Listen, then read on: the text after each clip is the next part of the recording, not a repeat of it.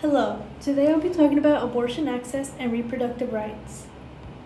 Why abortion access? In a survey conducted on November of 2021 after the Heartbeat Bill, 2,000 Texans showed that a majority representative sample opposed the new bill, showing that the Texas government isn't a representation of the people's opinion. It's also important for women to get the right to their own body when it comes to reproductive rights and abortion access. As you can see from the chart on the right, more than 50% of men and women in this survey oppose the restriction. Challenges surrounding abortion access. A nationwide challenge started with the overturn of Roe v. Wade, which specifically for Texas allowed a trigger ban on abortion to be in effect 30 days later, which presents a continuous setback for abortion access in Texas. Because even after Roe v. Wade back in 1973, Texas found many ways to slowly restrict more and more on abortion access and the abortion process through the Women's Rights to Know Act in 2003, the Prenatal Notification Bill in 1999, Sonogram Requirement Bill in 2011, Preborn Pain Act 2013, and many more. Addressing/attempting to solve the restriction. Many states have small restriction on abortion but still manage to be accessible to women in states such as Minnesota, California, New York, etc.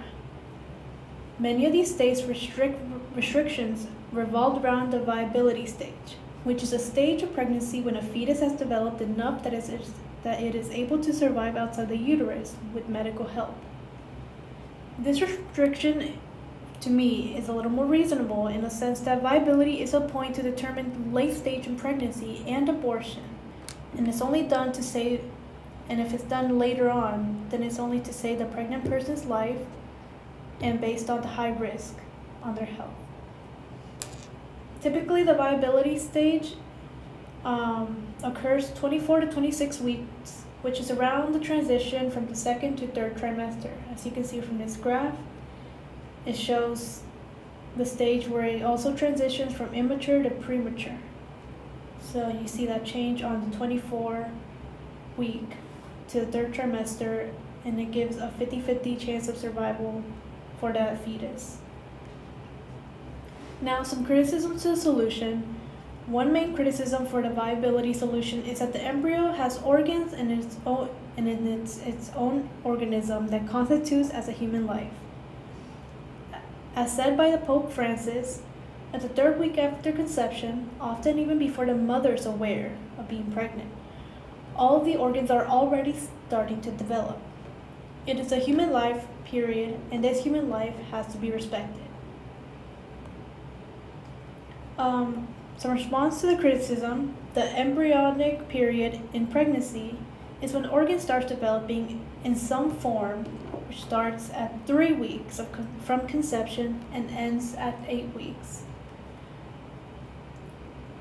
At the third week of pregnancy, it's roughly around 5 weeks following the first day from the normal menstruation, which is when pregnancy is first thought of as a possibility because it's that miss of that cycle for the month. So by the 3 weeks, by 6 week, the heart begins to develop, has been developing, and is now pumping. By the 8 week, most organs in the systems of the embryo take shape. As you can see from the pictures on the right, the top picture is a picture of an embryo at 3 weeks when it's first starting to develop some form of organs and systems. At the bottom picture, you can see that that's an 8-week embryo that has mostly developed most of its organs and systems. More responses to the criticism this is mainly towards the respect for human life, and to me, we cannot treat an embryo as a human, and if we do, then many laws would have to be reevaluated. Many laws would have to be also taken into account of embryos, fetuses.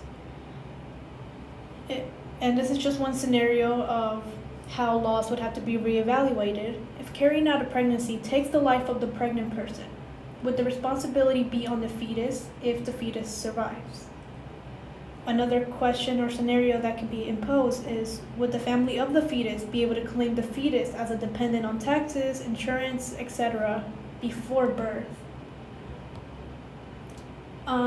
This final slide is on Alexander's question, and to me, abortion rights and women's rights in general are important issues that matter to me because of a woman's right to have a choice for their body. But if there's any scientific evidence that human characteristics such as language development, sociability, sensory development, motor skills are found in embryos or fetuses, then it would allow me to reassess my stance. Fighting for women and human rights also includes human life of fetuses, if evidence similar to the above are to be given. Thank you.